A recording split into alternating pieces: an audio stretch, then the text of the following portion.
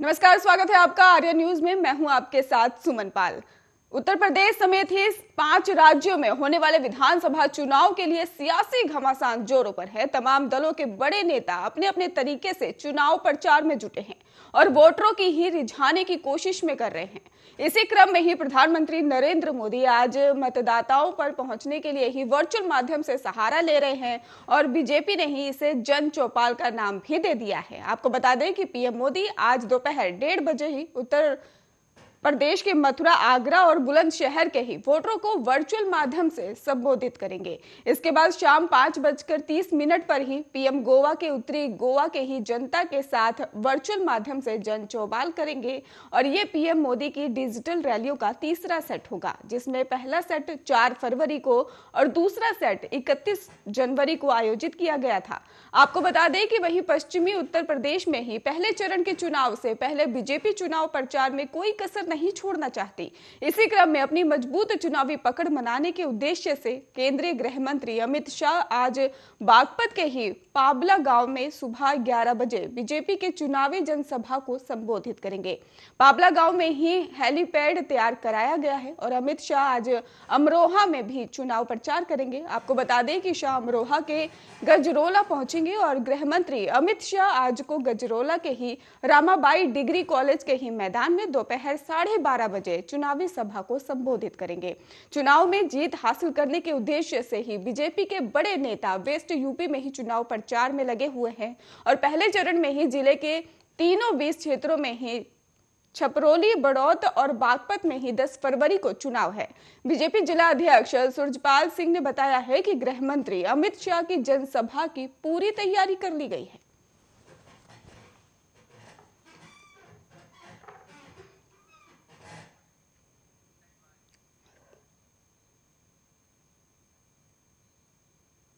England को हराकर record 5वीं बार अंडर-19 विश्व कप जीतने वाले भारतीय टीम के हर सदस्य पर ही बीसीसीआई के ही पैसों की बारिश की है। बीसीसीआई सचिव जय शाह ने ही फाइनल में भारत की 4 विकेट में से जीत के तुरंत बाद खिलाड़ियों और स्टाफ को ही इनाम देने की घोषणा की है। आपको बता दें कि बीसीसीआई सचिव जय शाह ने ट्वीट किया है, अंडर-19 विश्व कप में शानदार प्रदर्शन करने के खिताब जीतने वाले अंडर-19 टीम के सदस्य को बीसीसीआई 40 लाख रुपए नगद पुरस्कार, सहयोगी स्टाफ को 25 लाख रुपए देने में भी गौरवान्वित है और इसके साथ ही 11 साल पहले मुंबई के ही वानखेड़े स्टेडियम पर महेंद्र सिंह धोनी ने छक्का लगाकर भारत विश्व कप जिताया था। ठीक उसी अंदाज में दिनेश बाना ने इंग्लैंड के खिलाफ अंडर-19 विश्व कप फाइनल में ही छक्का लगाकर खिताब भारत की झोली में डाला। कोरोना से लेकर बाकी 6 टीमों तक की आपको बता दें कि भारत के अचमेधी अभियान को कोई नहीं रोक सका और एक बार फिर से टूर्नामेंट की सबसे सफल टीम ने ही अपने दबदबे पर मुहर लगा दी। भारत की जीत के सूत्रधार रहे 5 विकेट लेने वाले के बाद ही बल्लेबाज करने वाले राज बावा, बाएं हाथ के तेज गेंदबाज रवि कुमार और जुझारू अंतरशतक जोड़ने वाले निशांत सिद्धू, इनके प्रदर्शन के दम पर ही भारत ने इंग्लैंड को 4 विकेट से हराकर रिकॉर्ड 5वीं बार अंडर-19 विश्व कप जीत लिया। टूर्नामेंट के इतिहास की सबसे लंबी जो कामयाबी है वो भारत ने ही इंग्लैंड को 40.5 ओवर में ही 139 रन आउट कर दिया था और वावा ने ही 9.5 ओवर में 31 रन देकर 5 विकेट लिए, जबकि बाएं हाथ के तेज गेंदबाज रवि कुमार ने ही 34 रन देकर 4 विकेट चटकाए। जवाब में ही भारत ने 6 विकेट खोकर ही 14 गेंदों में बाकी रहते लक्ष्य हासिल कर लिया।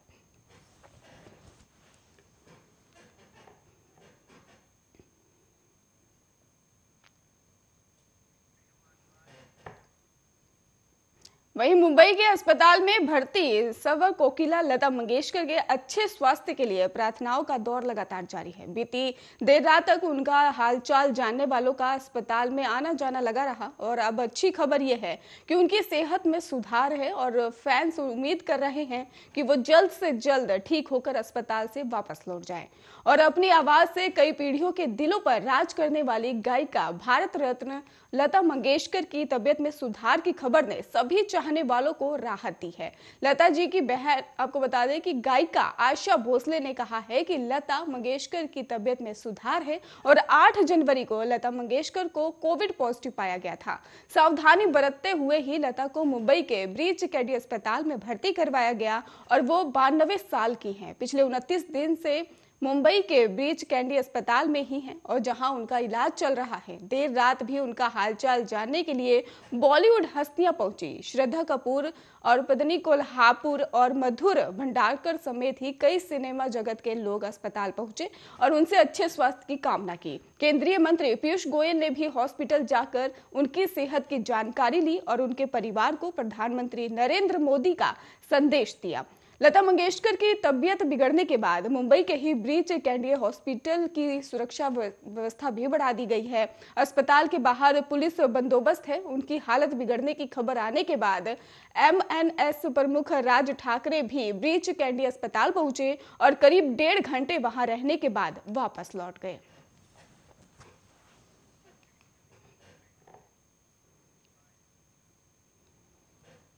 बीजेपी के राष्ट्रीय अध्यक्ष जेपी नड्डा आज नोएडा के सेक्टर 12 ब्लॉक पहुंचे, जहां उन्होंने डोर टू डोर कैंपेन कर बीजेपी के ही प्रत्याशी पंकज सिंह के लिए वोट मांगा। आपको बता दें, उन्होंने लोगों को पंपलेट देकर ही बीजेपी के पक्ष में वोट करने की अपील की। इस दौरान ही अपने नेता से मिलने कार्यकर्ता भारी तादाद में पहुंचे। हालांकि सुरक्षा के पुख्ता इंतजाम किए गए थे ताकि कानून व्यवस्था चुस्त से दुरुस्त रह सके।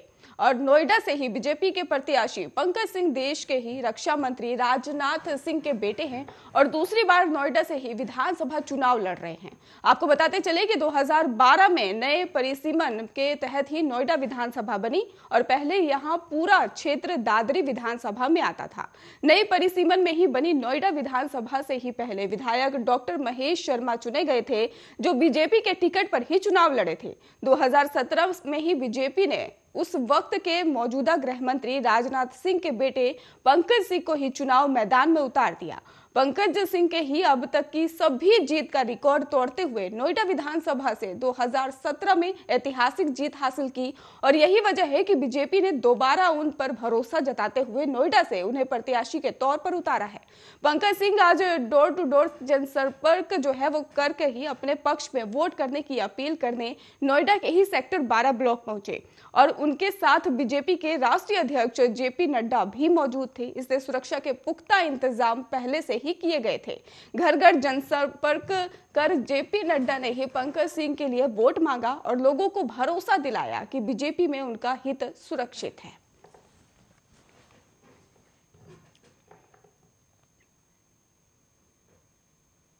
वहीं उत्तर प्रदेश मुख्यमंत्री योगी आदित्यनाथ शनिवार को ही गोरखपुर में थे। सीएम योगी ने ही मेहंदीपुर के गोपाल मंदिर में ही पूजा अर्चना की और गुरुद्वारा भी गए। सीएम ने इसके बाद सिख समुदाय के लोगों से डोर टू डोर जनसंपर्क भी किया और सीएम योगी ने लोगों के बीच अपनी सरकार के कार्यकाल के दौरान यूपी में आए परिवर्तन गिनाए और विकास के साथ सुशासन का भी संकल्प भी व्यक्त किया। सीएम योगी ने कहा कि परिवर्तन के लिए प्रदेश में एक लंबी एक्सरसाइज चली है और प्रयास के सब कुछ हो सकता है। उन्होंने कहा कि पहले गोरखपुर को हीन भावना से देखा जाता था, अब बदलाव आया है। सीएम योगी ने कहा कि कुछ लोगों ने यूपी की पहचान खराब की, अब जाकर सुरक्षा का वातावरण मिला है, विकास हुआ है। उन्होंने कहा कि हर तबके का सम्मान हुआ है। सीएम योगी ने डबल इंजन की सरकार को जरूरी बताया और कहा कि पिछली सरकार ने अपने लिए सोचा, दंगा और पलायन कराया, ये लोग अवस्था का ही कारण थे और आज व्यापारी का पलायन रुका है। उन्होंने कहा कि हर मां बहन आज सुरक्षित है, गरीब कल्याण की योजनाएं गरीबों तक पहुंची हैं। योगी आदित्यनाथ ने कहा कि गुरु गोविंद सिंह का आशीर्वाद हमारे साथ है। दर्शकों से रही शहादत जो है वो दिवस के मांग को माना गया है और इसके साथ ही उन्होंने कहा कि मैं आपके बीच का आपका अपना आदमी हूं, हमारा संकल्प है कि सुशासन के ही साथ विकास करेंगे। उन्होंने लोगों से अपने मताधिकार का भी उपयोग जरूर करने की अपील की और उन्होंने कहा कि भोजन के बाद पहले मतदान।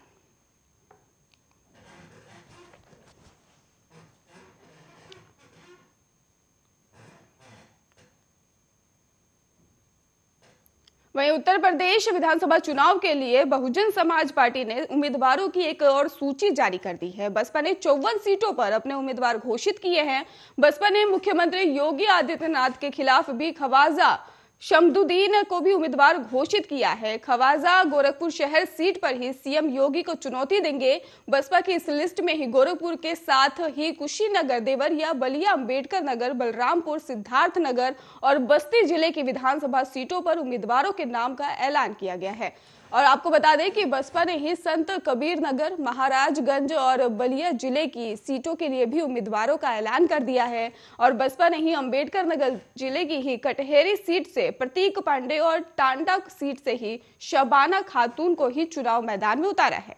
आपको बता दें कि बसपा ने गोरखपुर की ही सीट पर ही चंद्र प्रकाश निषाद और पिपराइज से दीपक अग्रवाल, गोरखपुर ग्रामीण सीट से ही दारा सिंह निषाद को टिकट दिया है। पार्टी ने ही शहजनवा से ही अंजू सिंह और खजनी सुरक्षित सीट से ही विघा सागर चोरी चोरा से भी वीरेंद्र पांडे को उम्मीदवार बनाया है। बांसगांव से राम नयन और आजाद, इसके साथ ही चिल्लूपाड़ सीट से राजेंद्र सिंह चुनाव मैदान में होंगे। गौरतलब है कि गोरखपुर, देवरिया और बलिया समेत जिन जिलों की 54 विधानसभा सीटों के लिए ही बसपा ने अपने उम्मीदवार घोषित किए हैं, उन सीटों पर यूपी चुनाव के छठे चरण में ही मतदान होना है। इन सीटों के लिए 3 मार्च को मतदान होगा। चुनाव नतीजे 10 मार्च को मतगणना के बाद आईने हैं।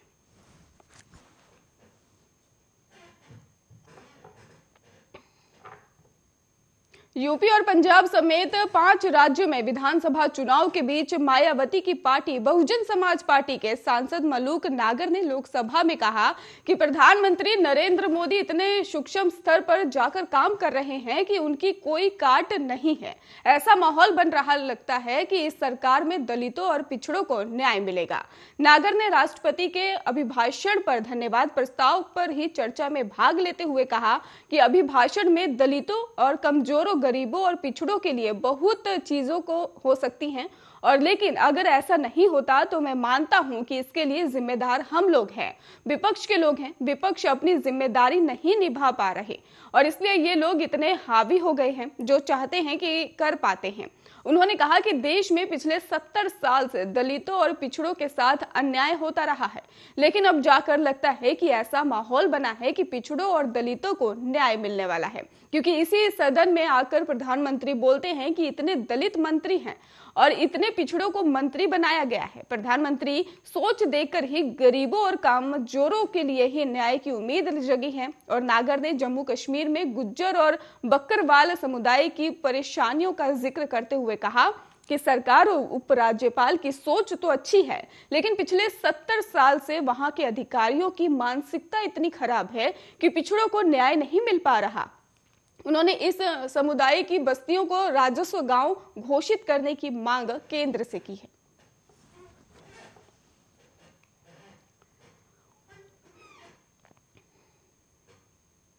ओवैसी की कार पर गोली चलाने के मामले में हापुड़ पुलिस का दावा है कि आरोपी सचिन और शुभम ने जान से मार देने की नीयत से गोली चलाई थी।